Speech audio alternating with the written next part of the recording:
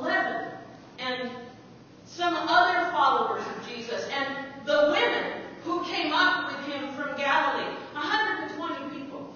And Peter says, you know what, we need to complete the number. We need to get 12 of us. And so they decide to elect another apostle. But it has to be somebody who came up with them, who was a witness from the very beginning. And they choose Matthias, so that the number 12 is complete. That has its own symbolism. Did anybody here remember watching the coronation of Queen Elizabeth in June 1953? Come on.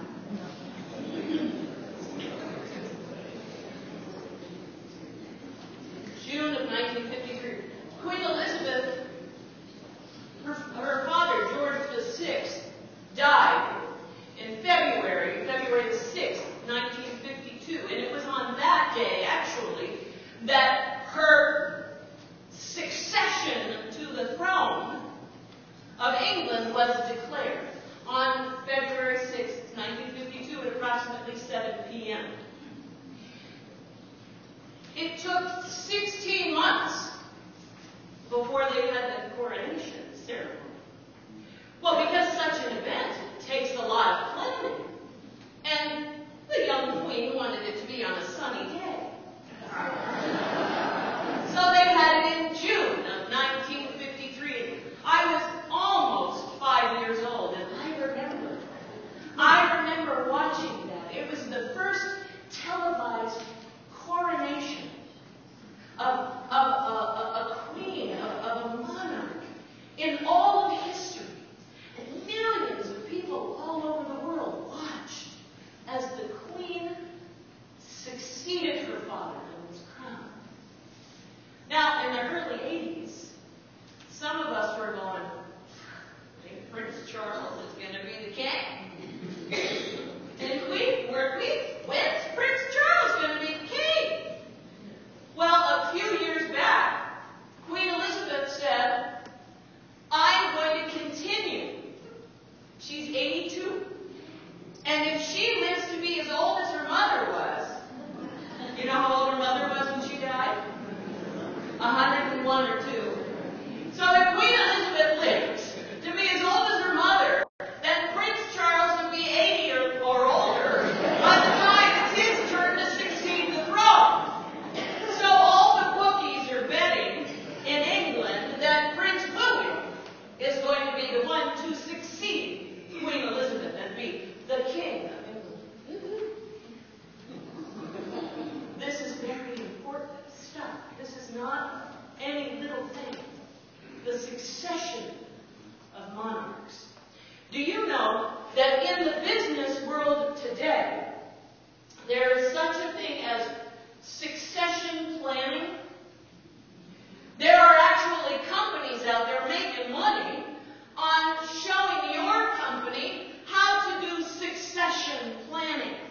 How it is you begin to develop a program of succession. In other words, if you want to be promoted, you better train somebody to take your job.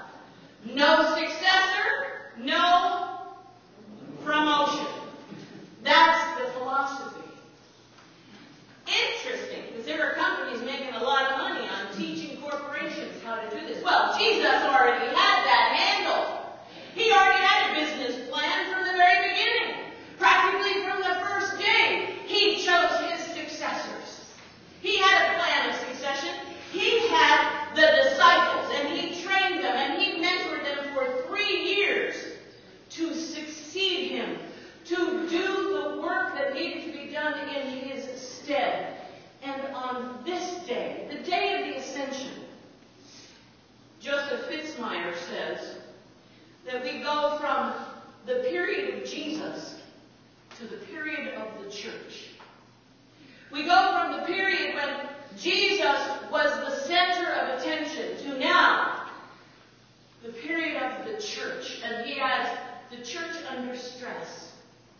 When the church began to do its work, when the successors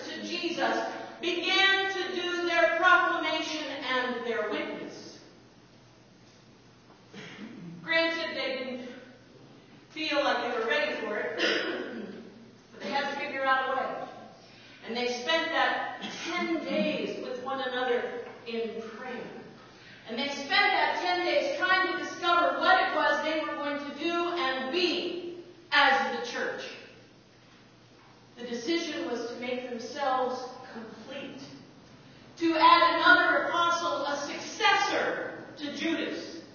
To make the successors complete. For the past 2 weeks I've been talking to you about some other successors.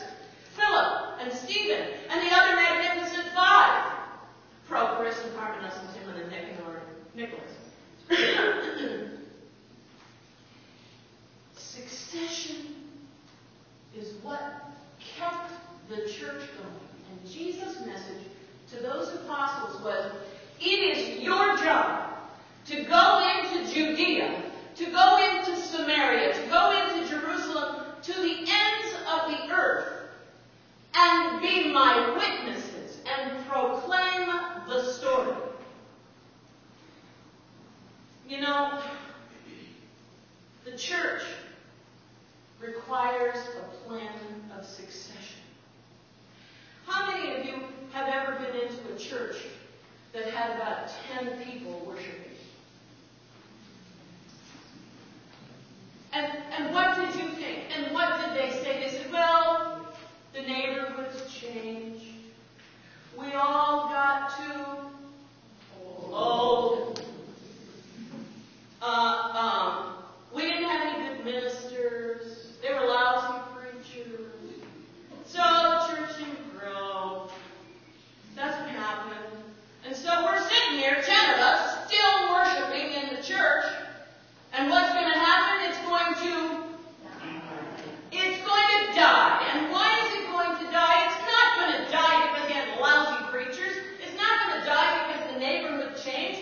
It's going to die because you didn't bring in your successors.